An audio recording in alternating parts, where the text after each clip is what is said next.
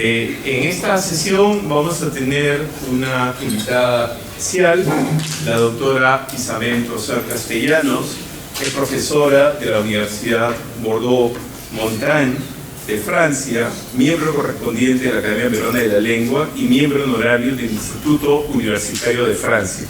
Especialista en estudios latinoamericanos, se doctoró en 1990 con una tesis sobre la narrativa femenina en el Perú decimonónico. Ella, en más de 30 años de carrera académica, ha organizado muchos congresos internacionales desde Bordeaux y de alguna manera ha creado una red de investigadores con la Universidad de San Marcos, con la Universidad Católica, con distintas instituciones, la Universidad Ricardo Palma, ¿no?, del Perú. Ha publicado numerosos libros y artículos dedicados a autores peruanos, Ricardo Palma, Manuel González Prada. Ella es una de las especialistas mundiales sobre González Prada, Clorinda Mato, Mercedes Cabello, entre otros, ¿no? Actualmente estudia la historia de las migraciones y también ha publicado sobre la prensa ilustrada y la prensa obrera, sobre pintura, sobre Julia Codesío, José Sabogal y la historia de la independencia del Perú y las relaciones culturales entre Perú y Francia. El Fondo Editorial de la Universidad Nacional Mayor de San Marcos publicó Representaciones internas y miradas externas sobre el Perú y la América Andina, del Virreinato al 900 en el año 2019, y el diario de viaje del presidente Orbegoso al sur del Perú del año 2023. La edición de su último libro, El Niño del Metro, Las Hermanas Cruel entre Perú y Francia, está por salir en Lima, después de haber sido publicado en francés en julio de 2025, o sea, este mismo año. Ya salió en francés y saldrá en español este año. Bueno, para mí es un inmenso honor presentar a la doctora Isabel Tosar, con quien tengo además una amistad de muchos años y es un lujo verdaderamente tenerla con nosotros para esta sesión. Bienvenida, Isabel, nuevamente a Ser Humanos.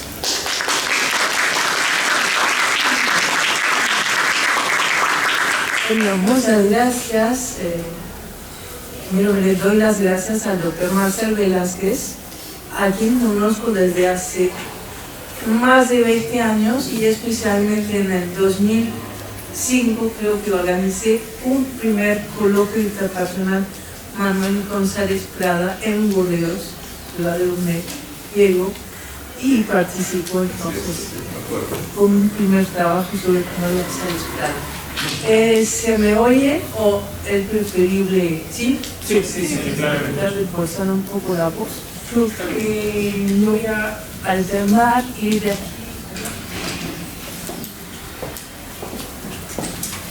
Muchísimas gracias entonces por acompañarme en esa convivencia, hacerla posible.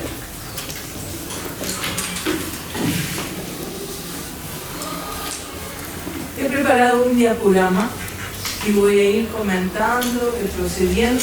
Cuando haga falta que termine, me lo dice porque no sé el tiempo.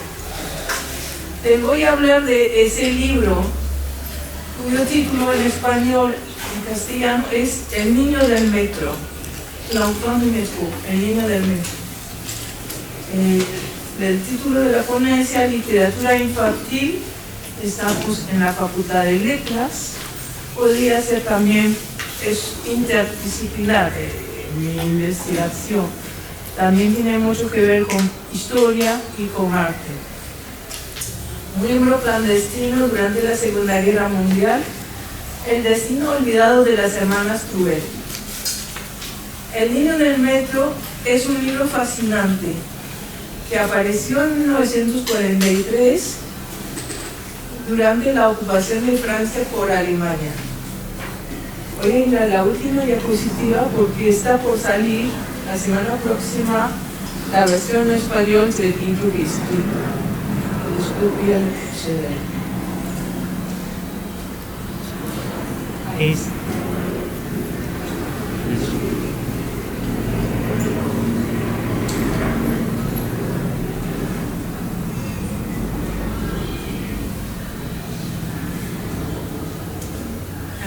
Esa es la versión en español. Tengo un libro. Low battery, please charge. Poner en una gran batalla. Esa es la traducción al español que he preparado, te seguí, y viene de Víctor Usamera. El niño del metro, 1943. No battery, please charge. Las hermanas Cruel, entre Lyon y Francia.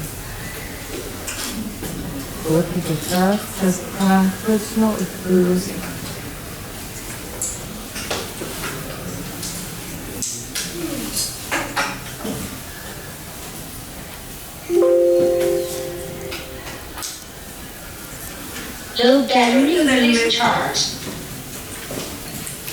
Apareció en 1943, el mismo año que un libro al que muchísima gente conoce, que es El Principito.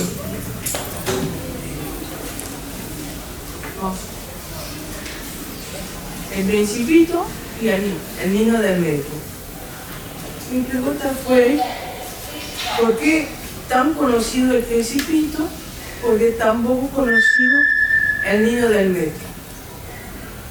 El Principito fue escrito por un aviador francés, un piloto, que llevaba una vida resumida en heroísmo. Fue uno de los primeros en cruzar el Atlántico Sur hasta Argentina y Chile, la cordillera. Heroísmo, exotismo, desierto de Sahara y poesía. Esos tres ingredientes, heroísmo, exotismo y poesía, los tenemos también con El niño del metro.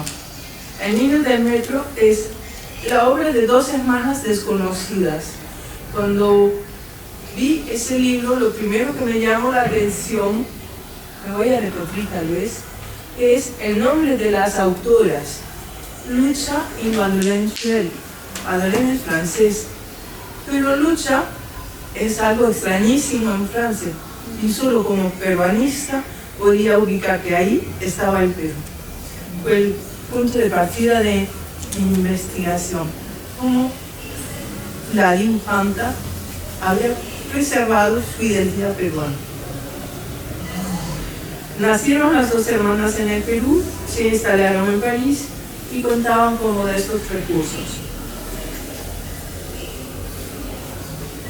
Madeleine Schell, la escritora, murió después de ser deportada en un campo de concentración en 1945 en Alemania, víctima de la inhumanidad de los partidarios de Hitler y olvidada bajo un seudónimo. Su hermana Lucha también fue víctima de los nazis, lo que no se sabe, lo que yo expongo en mi libro. Y después de la Segunda Guerra Mundial se dedicó a la pintura y llegó a viajar a Perú, a su tierra natal, es lo que veremos. El libro ilustrado, El niño del metro, que apareció en este contexto tan violento de la Segunda Guerra Mundial y la ocupación de Europa, no podía sino tener una gran dimensión alegórica, es un segundo sentido. Ese segundo sentido que muchos lectores y después de la guerra no lo vieron. Un segundo sentido para desorientar a los censores alemanes y franceses y contribuir a la resistencia intelectual pese a los riesgos de la represión. El objetivo de esta conferencia es poner en evidencia las numerosas huellas del compromiso de las dos hermanas nacidas en una familia que emigró al Perú en el siglo XIX, y son un buen ejemplo, por otro lado, de aquellos hijos de migrantes, segunda, tercera generación, que procedentes de América Latina, hijos o descendientes de campesinos sin tierra, regresaron a Europa y participaron en la lucha por la liberación de Europa. A partir del 2020, indagué sobre la literatura clandestina en Francia y la vinculación con la literatura, con la cultura peruana, la inmigración a América y las artes gráficas.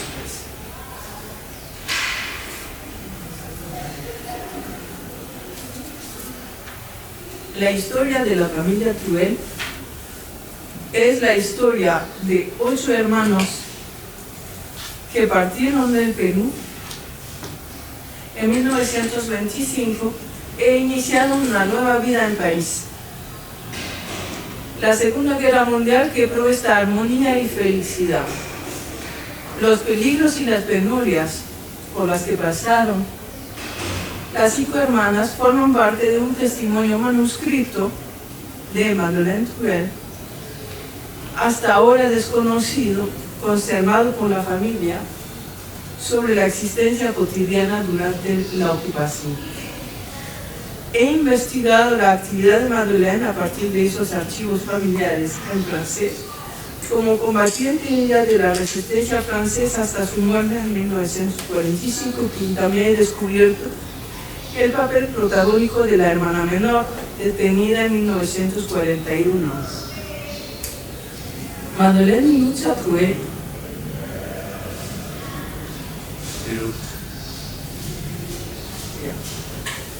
Madeleine y Lucha Truel nacieron en Lima a principios del siglo XX y llegaron a París durante los turbulentos años 20, sinónimos de libertad y de creatividad.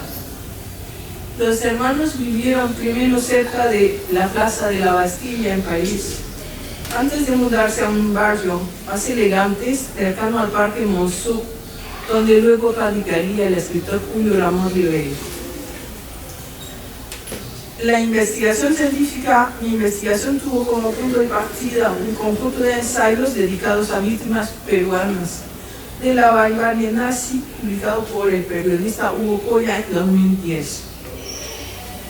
Inicié la investigación en Francia comparando fuentes, archivos fidedignos y contrastándolos con los hechos inventados, esa caterva de mentiras que difunden las redes sociales.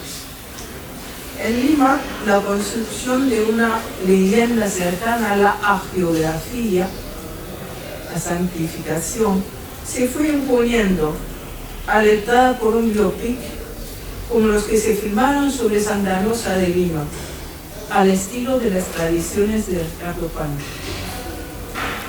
Cotejé y reuní los datos biográficos que me facilitaron las familiares de Madeleine y Lucha en Francia y en Perú.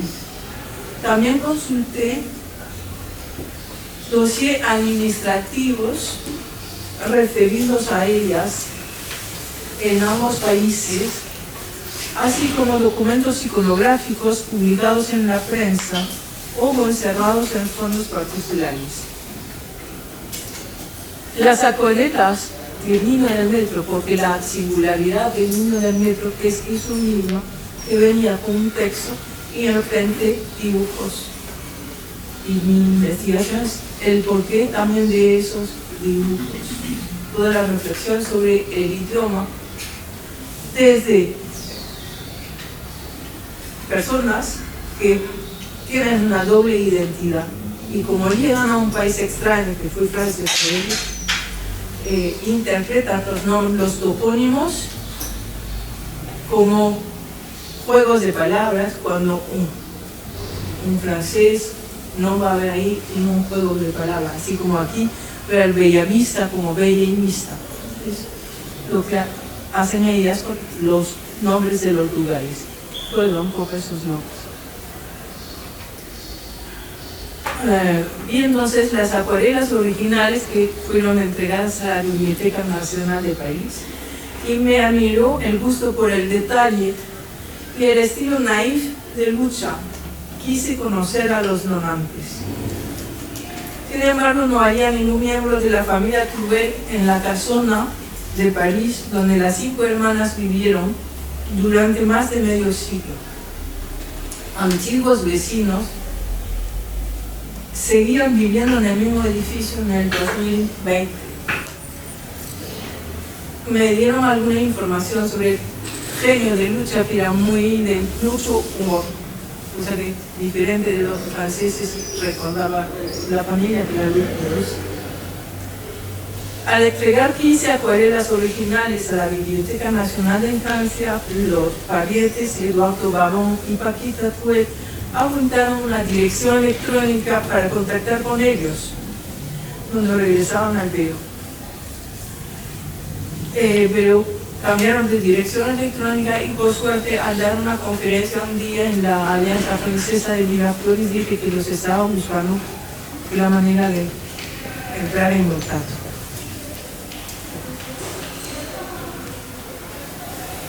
Una fotografía que es la que tienen a la vez es la que se ha difundido mucho.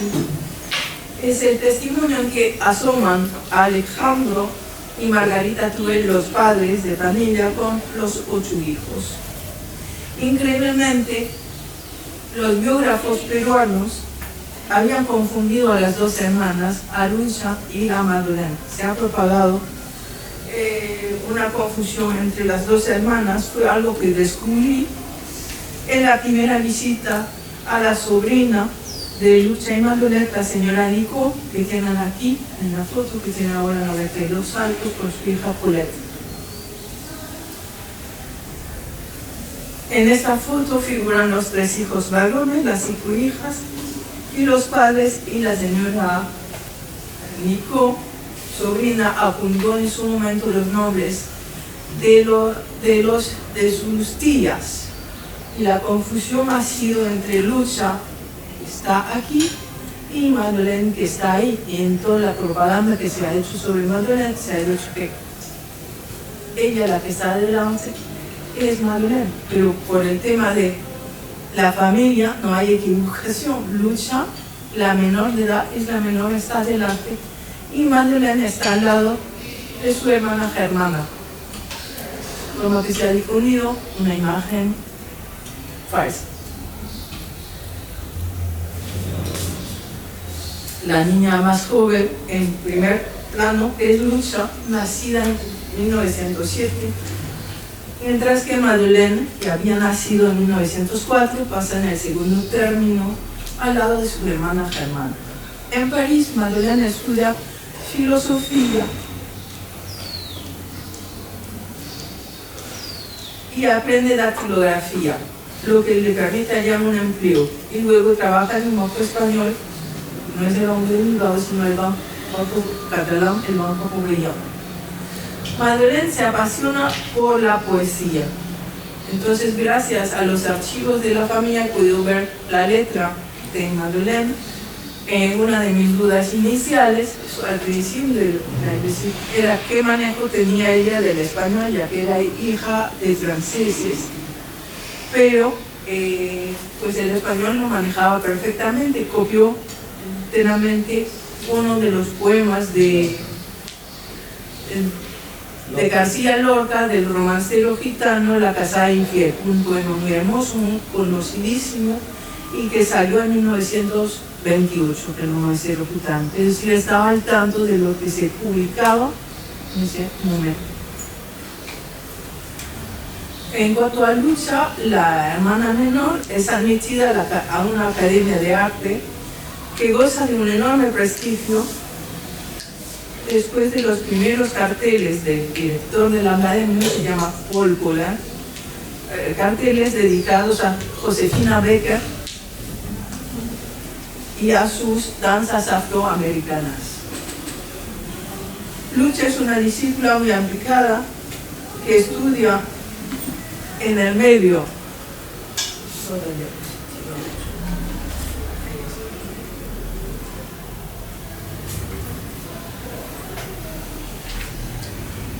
de muchos jóvenes franceses en esa academia, y en esa foto está aquí entonces Lucha Truel, nada menos que frente al director de la academia, que es el dibujante Paul Colin, en el cartel del baile negro de Josefina Becker.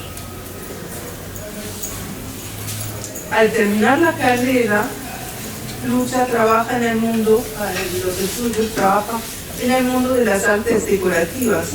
Llega a obtener contratos para decorar lugares de prestigio como la Sociedad de las Naciones en Nueva York y también un palacio de Ankara en Turquía. Viajó a Turquía, le gustó mucho Turquía. Hay imitación nada menos de Atatürk, el gran dirigente de la Turquía laica. Asimismo, la familia tenía entre sus archivos aquí en Lima dibujos del pintor y poeta francés Jean Cocteau. Entre esos dibujos, todo eso se halla en el libro. Yo aquí solo he seleccionado esta parte del material. Hay un dibujo de Jean Cocteau con una dedicatoria explícita a lucha, como les digo, lucha no al sistema. Si hay a lucha, que por supuesto lucha bien.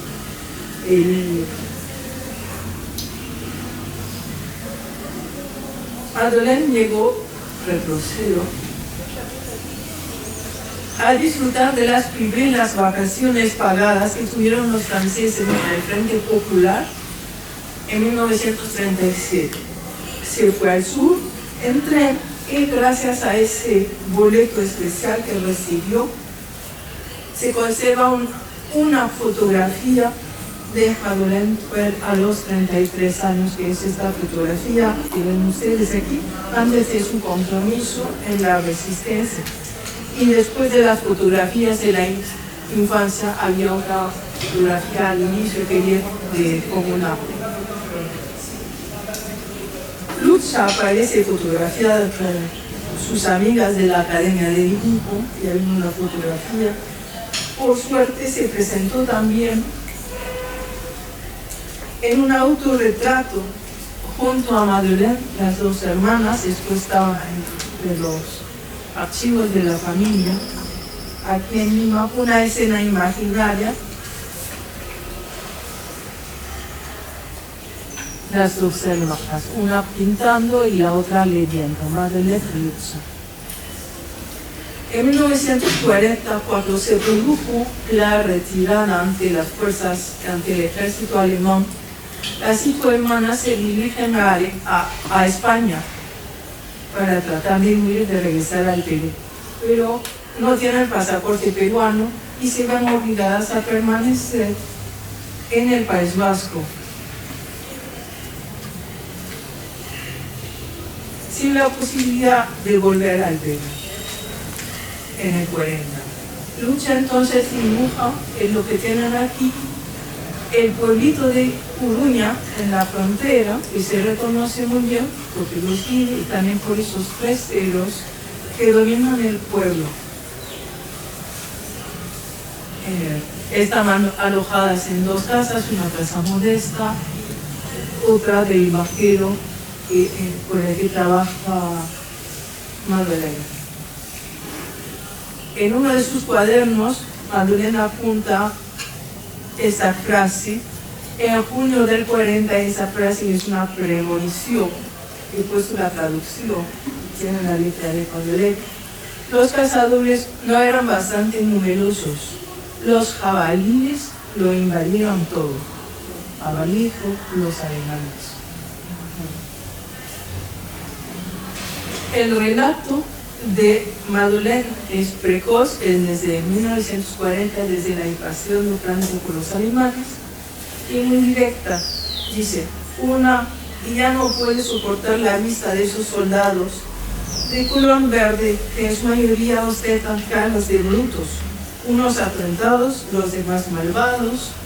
No podemos hacer nada con el ladrón dentro de la casa. Todo lo que hacemos es en su beneficio. Y todos esos apuntes, si los agarraron los alemanes o los colaboracionistas, era directo a la cárcel.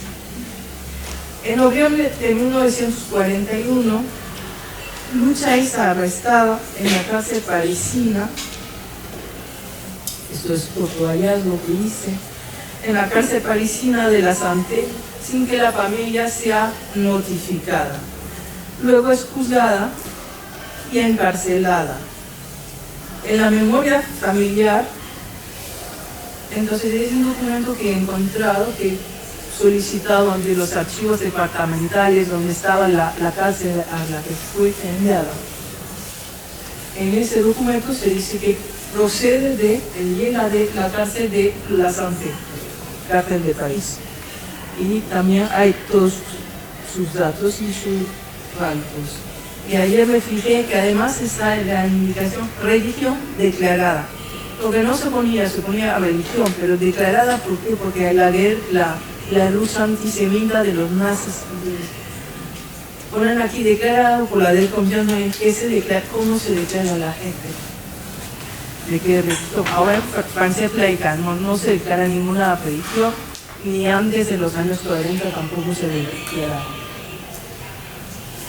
En la memoria familiar, según sus sobrinas, lo que ha quedado es que el crimen consistió en haber silbado el himno inglés. Los registros de la prisión son evasivos y aluden solo a, quería saber por qué la Unión de Lenin solo está indicando una manifestación anti-alemana. Sacando fuerzas de flaqueza, Lucha se puso a contar los días en mi calendario, que ahora tengo la buena imagen del calendario, antes de viajar la he conseguido, para no perder la noción del tiempo, del día al día. Se han quitado todos los días y iba a una cárcel. Y tras haber vivido en el temor de ser deportada a Alemania, fue esperada, probablemente gracias a la intervención de la Cruz Roja. A partir de aquel instante, como sus amigos le habían aconsejado, lo hace todo para hacerse olvidar. A lo largo de los años 42-43, las organizaciones de la resistencia en Francia van tomando forma.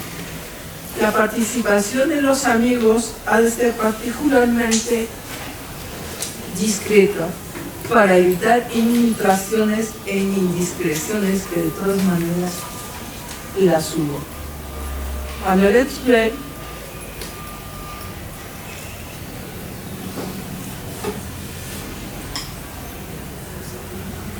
se relacionó con un grupo de combatientes alumnos de la Sorbona. Los amigos de Lucha, dibujantes y fotógrafos, se ponen a fabricar falsos documentos, dibujantes. Editan impresas clandestinas, diferentes tipos de volantes, falsifican autorizaciones y salvoconductos. La discreción es el principio fundamental que todos deben respetar, junto con el uso de un seudónimo. En esta atmósfera de clandestinidad, Madeleine Lucha, Magdalena y Lucha van a imaginar y editar el Niño del Metro, una obra que alienta en realidad el combate y la resistencia bajo la forma de un cuento para niños. El Niño del Metro cayó en el olvido después de su primera aparición porque se le consideró destinado a un público de niños. Aunque llamó la atención de dos autores renombrados de la inmediata cordillera, un novelista, Raymond Queneau, que lo mencionó en una entrevista que le hiciera a que Marguerite Duras, otra gran escritora, y un poeta experimentalista, reconocieron el valor de esta obra. El Niño del Metro es en realidad una metáfora prolongada. La guerra es el elemento crucial del libro ilustrado, aunque solo aparezca de manera alusiva. Se trata de un libro muy original en el que las dos hermanas representan la lucha contra un monstruo que impone el silencio y terror a la gente. El niño anónimo tiene que recorrer los subterráneos del metro para llegar a un parque sumido. Aquí ven al monstruo ya muerto, vencido por el niño. El niño anónimo tiene que recorrer los subterráneos para llegar a un parque sumido en el silencio, donde una mujer llamada La Muda, representada aquí por Lucha, La Muda está esperando que el huérfano venga a salvarla. Los dibujos tienen ese estilo taif, y también lo que me interesaba al principio era si era voluntario o no, de parte de Lucha, pero encontré otros dibujos y es de su lado una voluntad de dar esa impresión de naif, de dibujo infantil.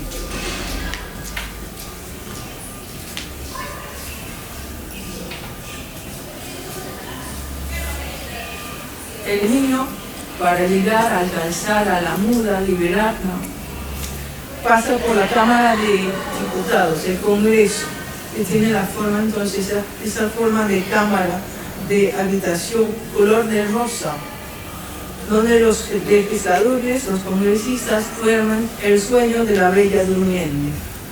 Y además con las banderitas que estaban impedidas, que no se podían publicar banderas francesas, pues ahí en el libro están metidas las banderas. El niño pasa por otros lugares que corresponden a estaciones de metro como Combate, por supuesto por su significado en ese momento, Buen Aire, Casablanca, y termina por llegar como por arte de magia a la estación Plaza de las Fiestas, donde la música y la luz irrumpen en medio de la noche más oscura. Se está bailando al aire libre, pues en momentos de la guerra, de la ocupación de Francia por Alemania, desde el 40 están prohibidos los bailes populares. No hay bailes populares, no hay bailes en la calle. Esto es lo que representa Lucha en la plaza de las Fiestas.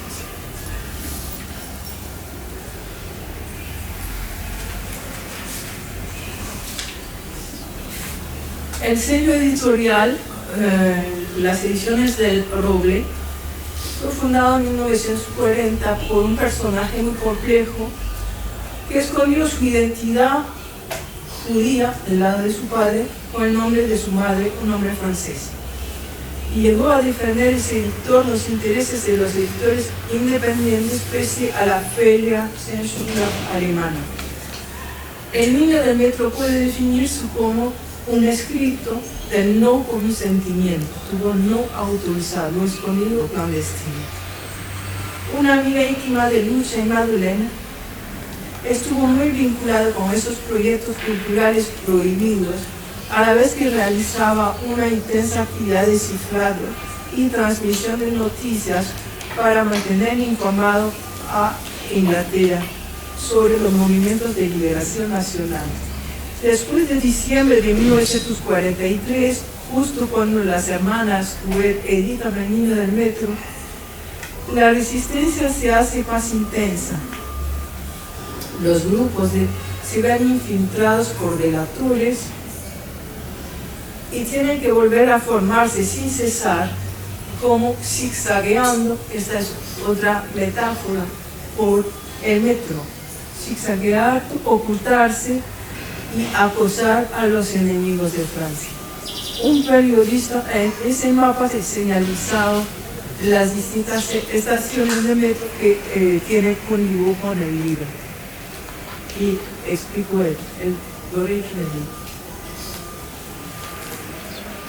de En junio de 1945, apenas firmado la paz en Europa, un periodista, Jacques Cottard, que formaba parte del grupo de información clandestina en el de Saint-Paul Madeleine, redactó los detalles de la detención que tuvo lugar el 6 de junio de 1944, nada menos que el día del desembarco, en ese chico barrio de París de Saint-Jean-de-Luz. Algunos hombres del grupo llegaron a evadirse antes de ser deportados. El relato de Jacques Sand, del periodista que fue periodista comunista, en el grupo había comunistas y otros bolistas, se dice otros resistentes.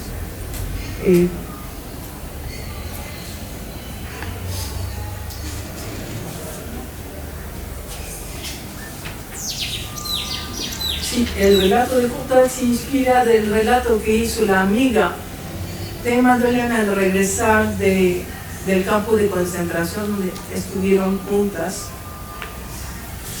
Y esa amiga, Annie Ambel, luego pasó a ser diputada congresista por los deportados. En 1945 se formó un congreso constituyente y los miles de deportados que regresaron, que no los querían ver tampoco porque su apariencia daba miedo. Su amiga fue diputada congresista y dio la información sobre lo que había sucedido en el campo de concentración donde estuvieron juntas, donde Madeleine estuvo con el seudónimo General Hill de Marie Dicha Sabi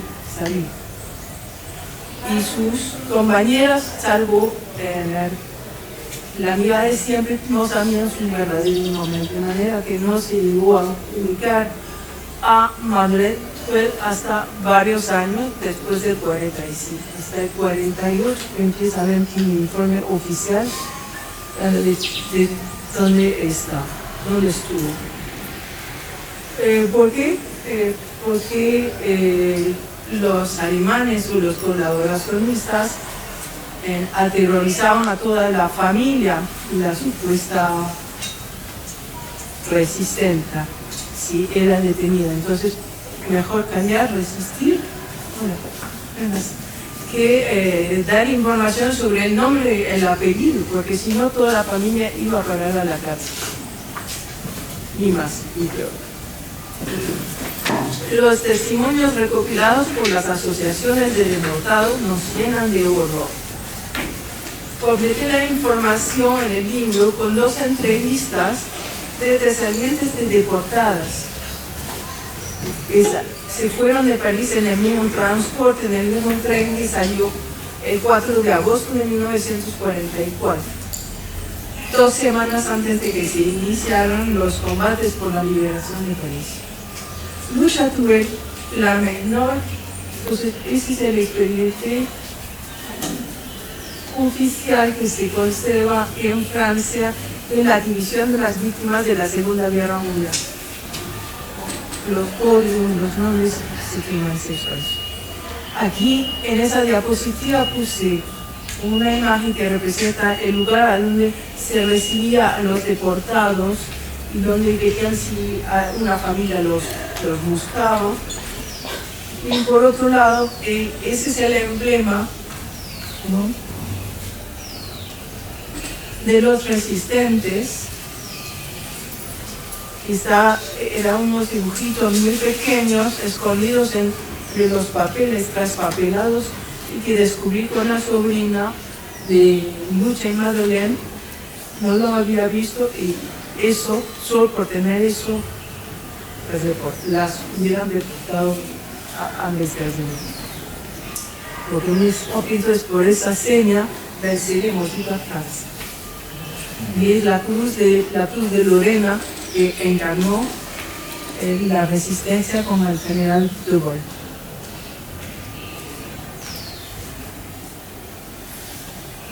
Paso ya a otro capítulo con menos tensiones. Lucia Truel, la menor de los 8 hermanos, siguió una carrera de dibujante, de diseñadora y decoradora a lo largo de la segunda mitad del siglo XX, lo que le permitió incluso ir a Tokio durante los Juegos Olímpicos de 1964.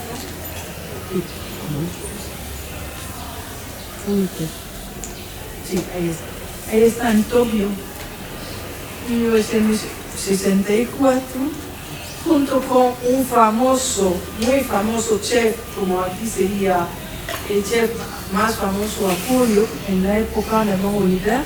Pues ahí está Lucha al lado, porque aún siguió en el cargo de decorar, adornar el pabellón francés, el restaurante francés, en los Juegos Olímpicos de Tokio. Después de la guerra, sus obras se caracterizan por dibujos que reúnen humor y fantasía, como se ve aquí en ese autorretrato que estaba guardado por los parientes que murieron hace unos años. Ya todo esto se halla en Chile.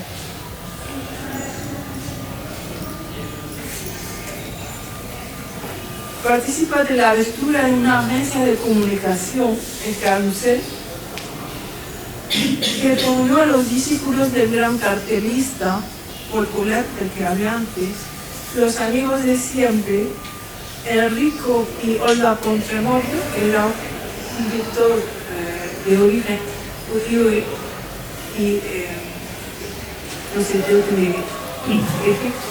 y Olga Rubana. Esos eran los amigos más íntimos que llegaron a viajar del Perú a visitar a Tulsa en los años 70.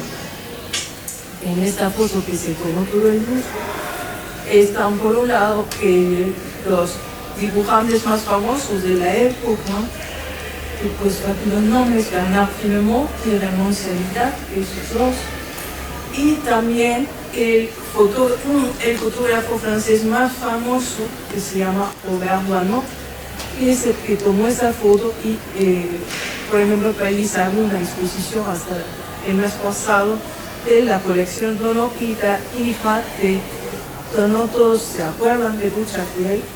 Entonces, saber si tenía alguna foto, que tienen todo archiva, y de inmediato me enviaron esa foto. Lucha Cruel entonces se dedicó a la actividad de dibujante, decoradora, y entre sus primeros, lo poco que se haya, he encontrado esos dibujitos siempre humorísticos, dados en 1945 o 46, donde se dice: después de la penuria, la dificultad de la elección. Esa es la vida. Son cosas así, todos muy humorísticos.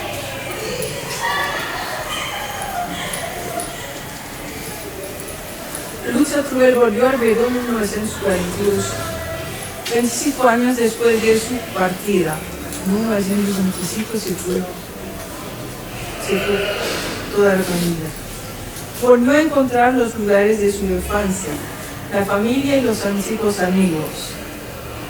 Obtuvo un pasaporte peruano. Ahora sí, lo tiene canadiense, que está conservado en museos en Francia por la Sophie también. Ese documento que tanta falta les hizo para retornar al Perú en el poder. Las hermanas y hermanos se mantuvieron cercanos al idioma español, usado entre ellos como el idioma del cariño, el idioma de la ternura. Se identificaron con la versión española de sus nombres: Carlos, Lucha. En una ocasión, Padolet terminó una carta a su hermana encarcelada en el 41 con esa frase: adiós corazoncito.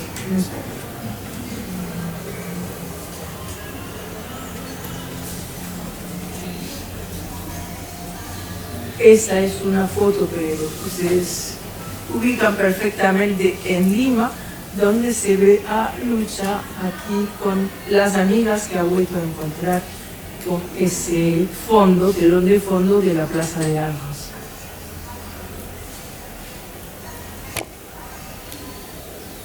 En el Perú, los trajes y los paisajes andinos inspiran las acuarelas de Lucha.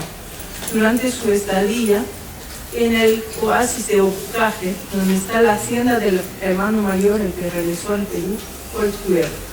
Si la mayor parte de la obra de Lucha ha desaparecido, nos quedan unas cartas, un diario, que revelan sus actividades en Lima. Ese es el último capítulo de Lucha, después de 1945, especialmente. La fuerza y la constancia de su identidad bicultural explican sin duda el exotismo que rodeaba también a Madeleine, a quien las demás mujeres deportadas definieron como ave de las islas, como decir ave del Caribe. Esa era la forma de identificar, o sea, una extraña era Madeleine como una caribeña. En el testimonio de las compañeras sobrevivientes que volvieron en peregrinaje para honorar su memoria hasta Alemania del Este, la República Democrática Alemana, en 1981. Lucha Cruel, la última de las hermanas, murió en Francia en noviembre del 2000.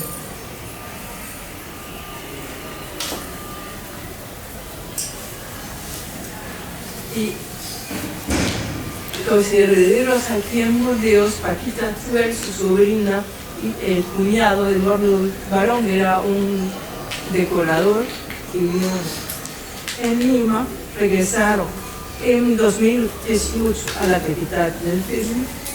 Fallecieron en 2023-2024 después de haber compartido conmigo muy amablemente los álbumes de dibujos de Chatuel. Y la familia francesa me dio acceso a las fotografías, a las cartas, a las agendas, los diarios íntimos. Es como descubrimos esas crucecitas tan peligrosas que se habían quedado en un solo 80 años. Ese es un dibujo, una acuarela de lucha de ocuparte la hacienda donde estaban los padres, el hermano mayor.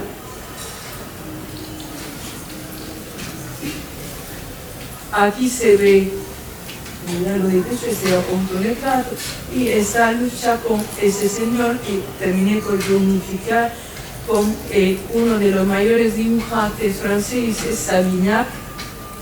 Escribir a un médico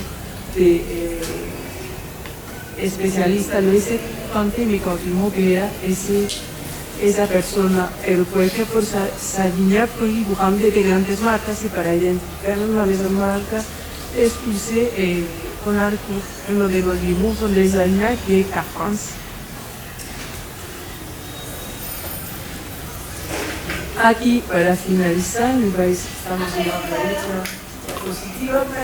Esta es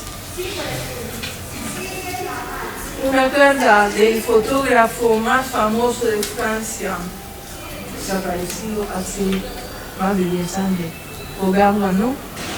A lucha es una tarjeta navideña de 1979 que le enviaba por sus textos el texto de un artículo del grupo de la partida empezó. El humor de Elías Lucha y el grupo del taller del café. Y le escribe Lucha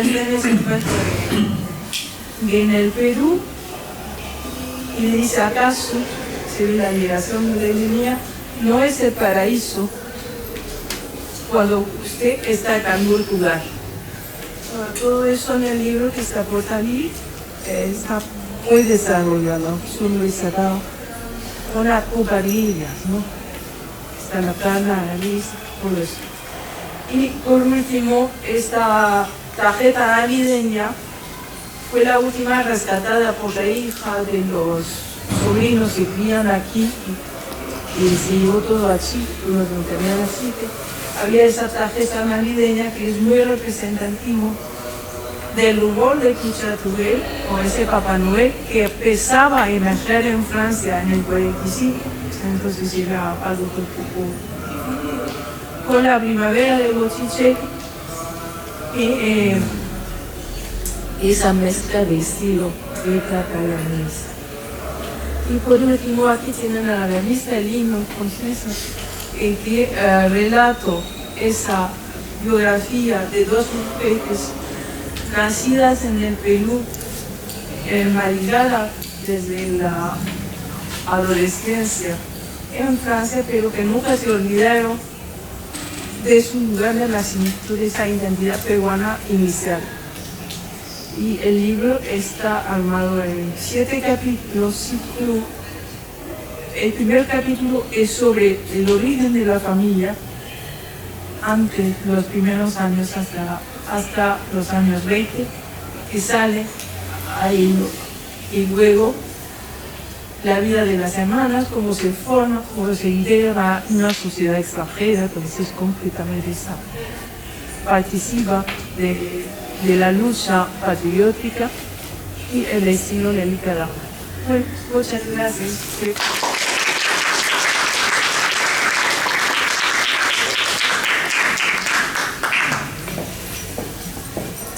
Gracias, Isabel, por la fantástica conferencia que nos presenta además para los alumnos del curso Literatura, Historia y Sociedad estas convergencias entre la vida, la historia, la literatura, el arte gráfico con estas dos hermanas y su papel que cumplieron en la resistencia contra la Alemania nazi a través de estos dibujos naif y de estos textos, ¿no? Yo tenía ahí una inquietud, ¿no? Porque me parece que esta vinculación que también tú referiste con Jean Cocteau, ¿no?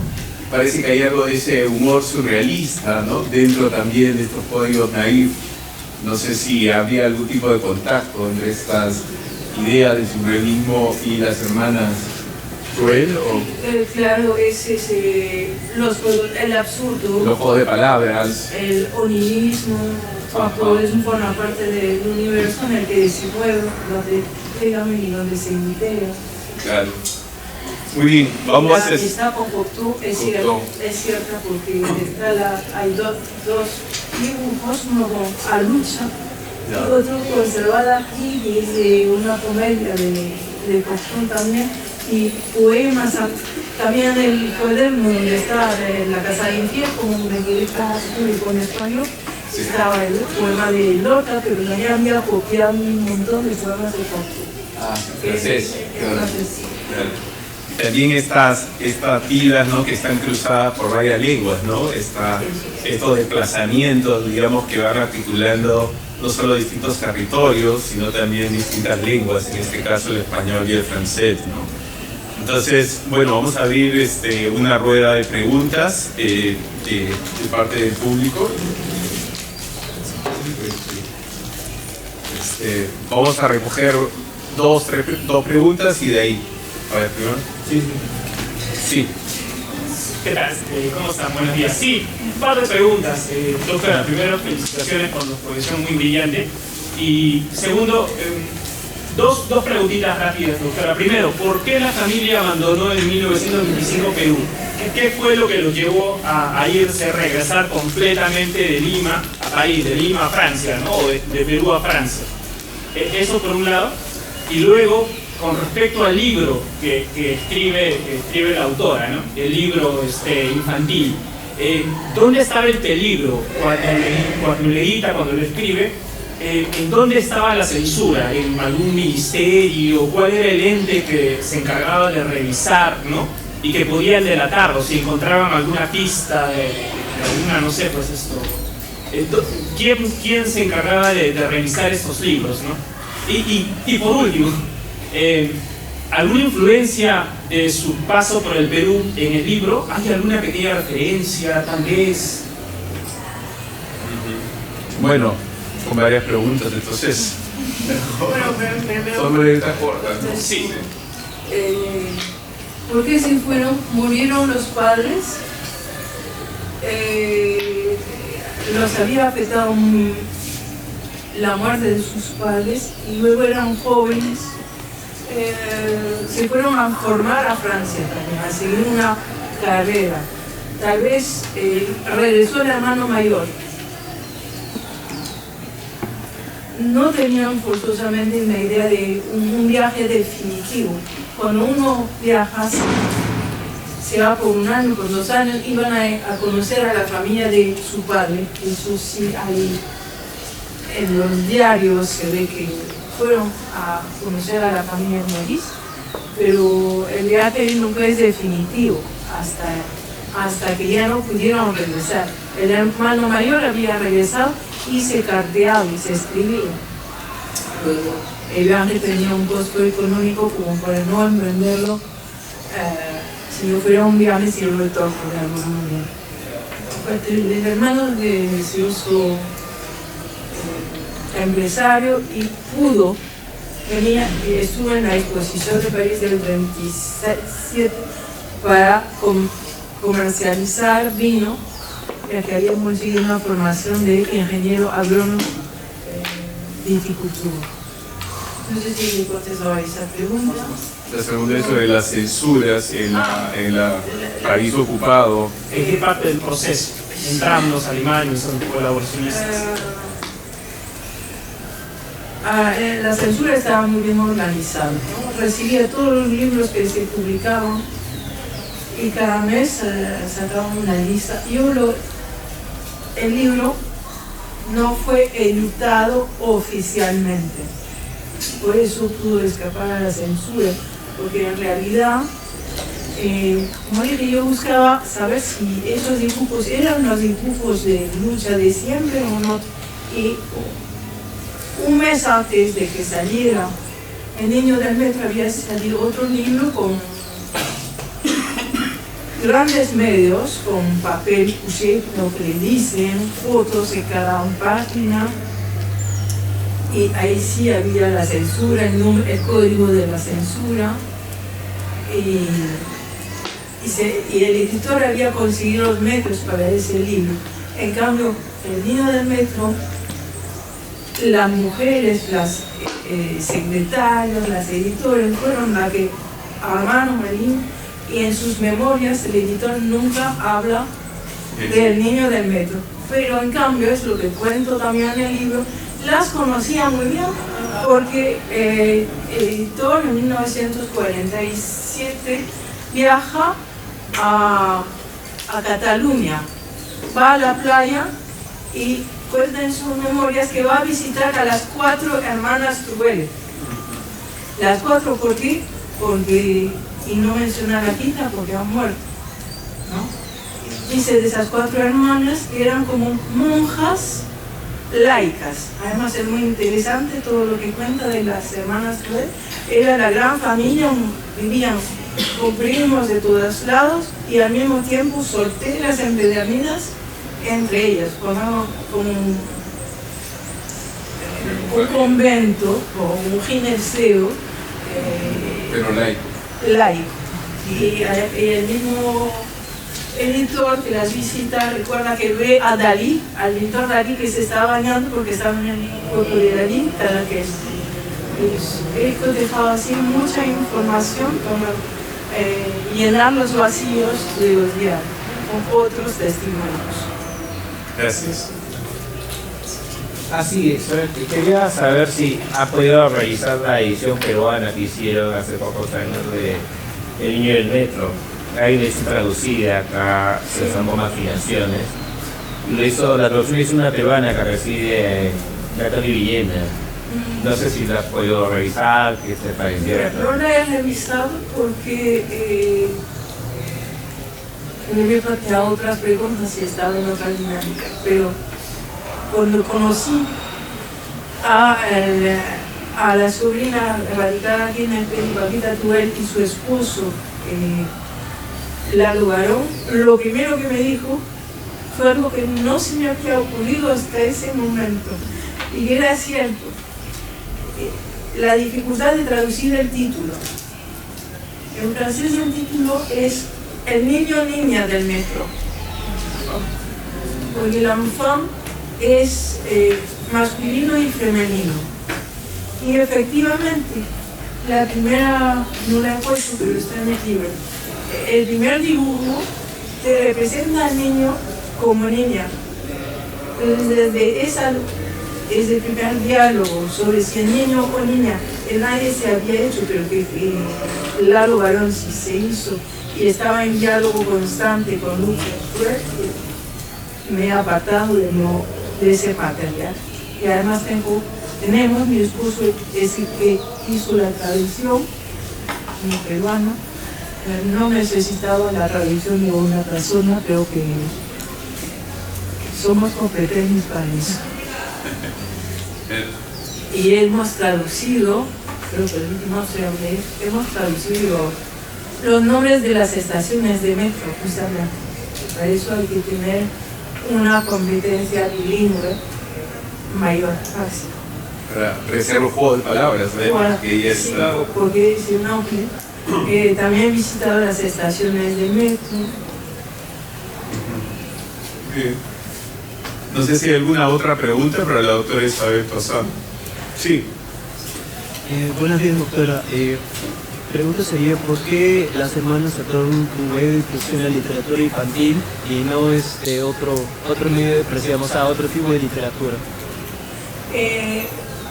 Bueno, se ha dicho que el libro estaba destinado a un hijo del judío que ellas habrían guardado, cuidado. Pero en realidad ese niño nació después. nació después de la publicación del libro. Nació aquí en 1944, el hijo de Contremón y Olga. Y Enrico Contremón nació después de 1943. Lo que sí, hay cartas del niño que le escribe a Rusia, y cuando está en el Perú, son cartas que yo no he conservado porque ya en cartas en francés.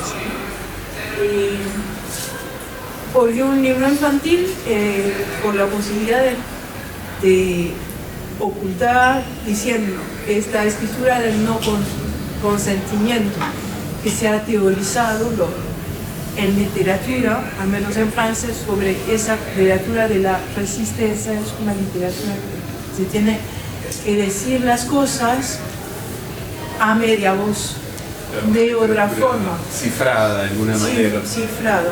Alegórica, como dijiste. De manera alegórica, el doble sentido. Y eso lo permite la literatura infantil. En la familia, cuando yo conocí primero a la sobrina nieta, ella nunca había entendido el libro, como yo lo hice, de Irmenda. En la familia se conservaba el libro como un libro para niños, sí. Lo tenía para leerlo de los 5 años. Y las huellas del español, yo las vi en una primera lectura que hice en un congreso en Burdeos, en el que participó Marcel, justamente aliando dónde estaban las huellas del español, en hispanismos, por ejemplo, las interjecciones, las onomatopeyas, que son típicamente españolas, o al menos no son francesas, ¿no? Un grito, como es un grito en español, que no va a ser en francés, lo tenemos ahí escrito de forma española. Esas son las huellas de castellano. Muy interesante. No sé si hay alguna otra pregunta. Sí. A ver, primero acá Alejandra Loca. Sí, cuando estudio se ve que hay mucha información. ¿Cuál es el desafío de tener tanta información, tantos testimonios, para que se pueda abordar de una forma la veracidad? ¿Cuál es el desafío? Bueno, primero se trata de rendir homenaje, salvar la memoria. Eso. Y evitar las falsedades de las redes sociales o de difusores de cultura que arman un folletín que no es la realidad histórica.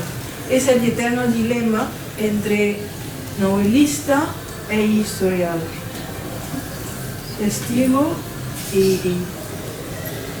difusión, gran difusión masiva para la venta también. Carlos. Y bueno, gracias.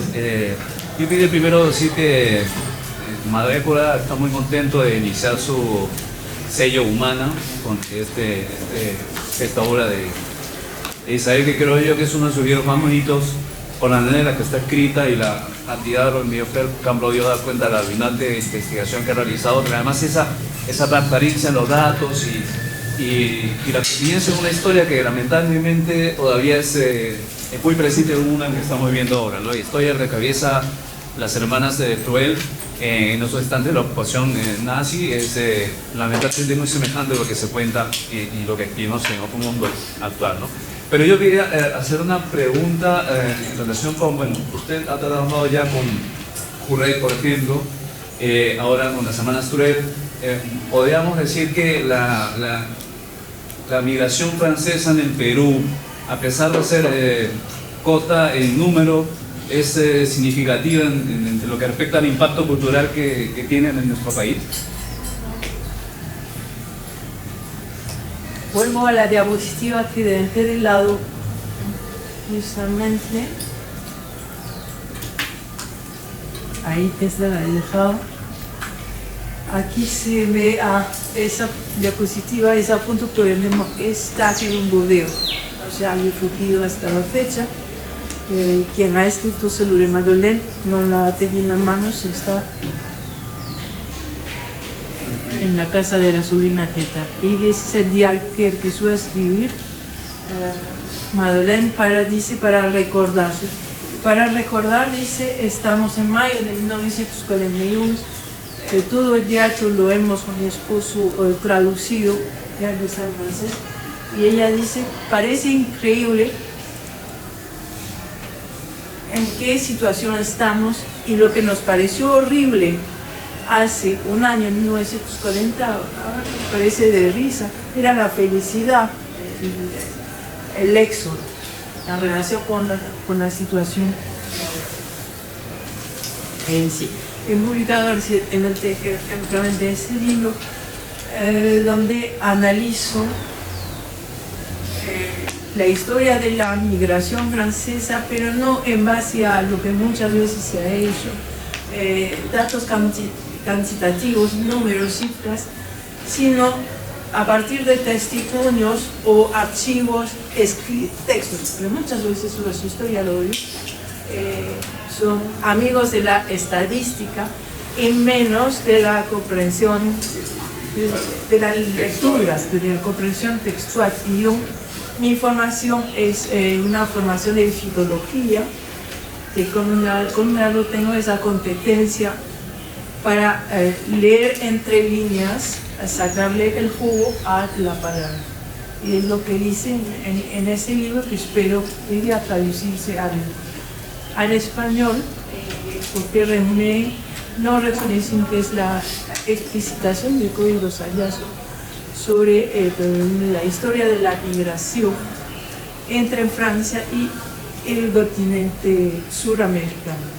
Bueno, en realidad es más que todo desde el Perú, un poco de Argentina, un poco de Uruguay, un poco de Chile, pero sobre todo el Perú, solo que si pongo que es Perú, ya reduzco a los lectores de la América del Sur. Bueno, creo que... Muy bien. No sé si hay alguna última pregunta de algún alumno, quizá. Sí. Merci beaucoup, monsieur, pour votre présentation. En question, pourquoi lire le tableau métro aujourd'hui? No le he oído. ¿Pourquoi l'enfant des cons? Pourquoi lire le tableau métro aujourd'hui? Ah.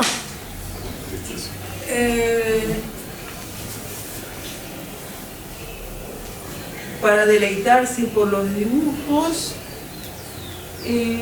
para tener la doble interpretación, así como si usted lee el Principito, le voy a decir, ¿por qué leer el Principito?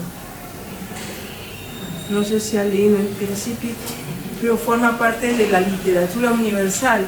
Aún no se puede ser, es literatura infantil de alguna manera, pero es mucho más, tiene la cultura para ver qué es lo que hay detrás de el Principito, de ese niño que está en un otro planeta perdido.